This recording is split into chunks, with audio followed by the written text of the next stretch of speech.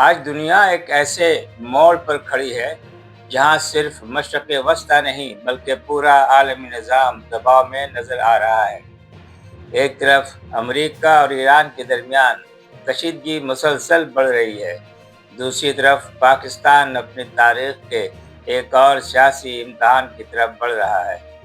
سوال صرف یہ نہیں کہ جنگ ہوگی یا نہیں، بلکہ سوال یہ ہے اگر جنگ بڑھی تو پاکستان کہاں کھڑا ہوگا، اور اگر 5 اگست کی احتجاجی تحریک شدت اختیار کرتی ہے تو اس کے سیاسی اثرات کیا ہوں گے۔ آج انہی سوالات کا غیر جانبدارانہ اور سفارتی تجزیہ کریں گے، لیکن آئیے آج سب سے پہلے سنتے ہیں آج کا فکر۔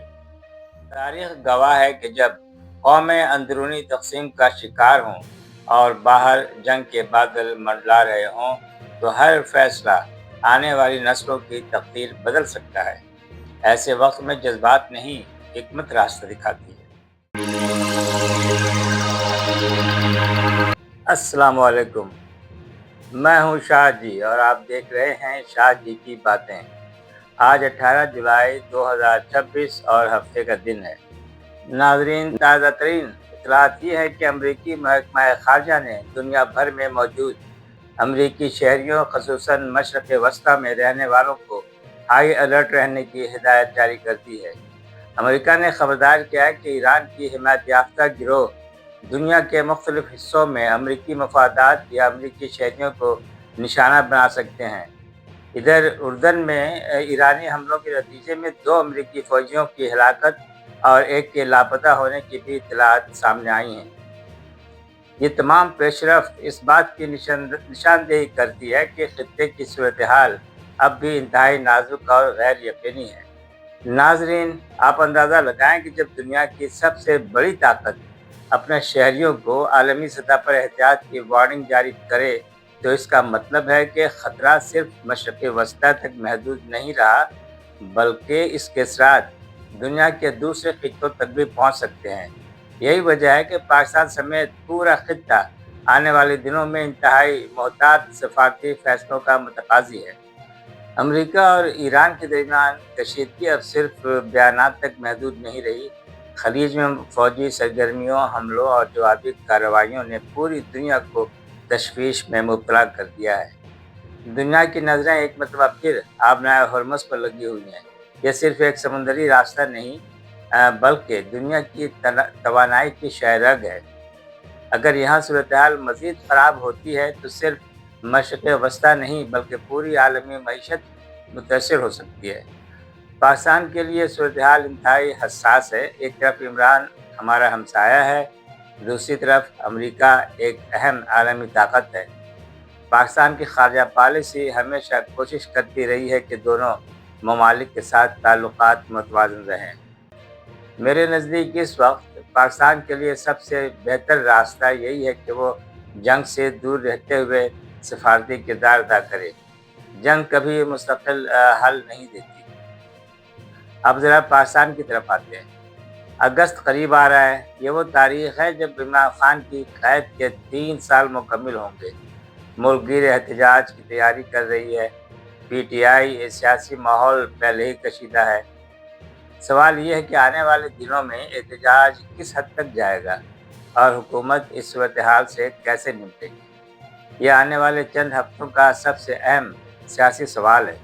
میرا سفارتی تجزیہ یہ ہے کہ میں تقریباً 25 برس پاکستان کی خارجہ سروس میں رہا ہوں۔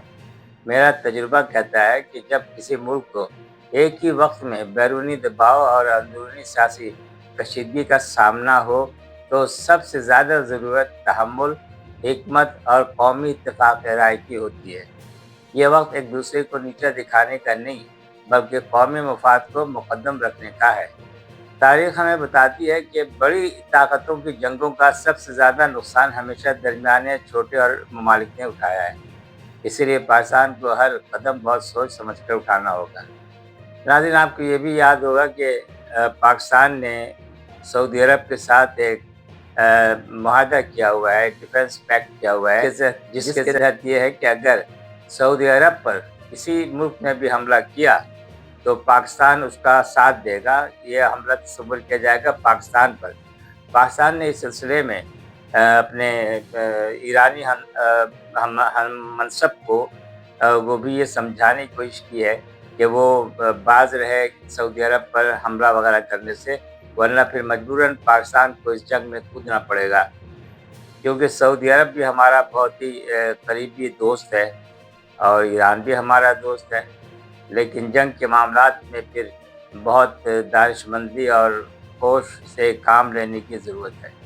आपकी राय में अगर अमेरिका और ईरान की कशीदगी मज़ीद बढ़ती है और पाकिस्तान में सियासी एहतजाज भी शिद्दत अख्तियार करता है, तो पाकिस्तान के लिए सबसे बड़ा चैलेंज क्या होगा? अपनी राय कमेंट्स में ज़रूर लिखिए। अगर आपको मेरा ये तज़किया पसंद आया हो तो वीडियो को लाइक कीजिए, शेयर कीजिए और अपने दोस्तों के साथ चैनल को सब्सक्राइब करें।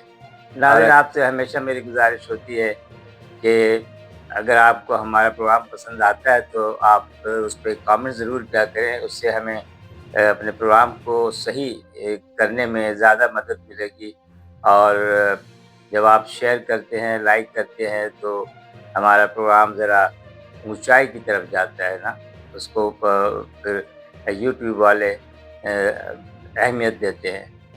अपने दोस्तों से ज़रूर शेयर करें और कमेंट्स किया करें। और अब मैं आपसे यही कहूँगा कि अगले एपिसोड के साथ फिर हाज़िर होऊंगा आपकी खिदमत में। जब तक के लिए अपने इर्द-गिर्द के लोगों का, अपने हमसायों का, अपने रिश्तेदारों का बहुत ख्याल रखें और जब भी आप उनके लिए खैर की दुआएँ करें तो खैर की दुआओं में मुझे भी याद रखें। मुझे भी आपके दुआओं की बहुत ज़रूरत है। इंशाअल्लाह फिर हाज़िर होऊंगा। अल्लाह हाफ़िज़।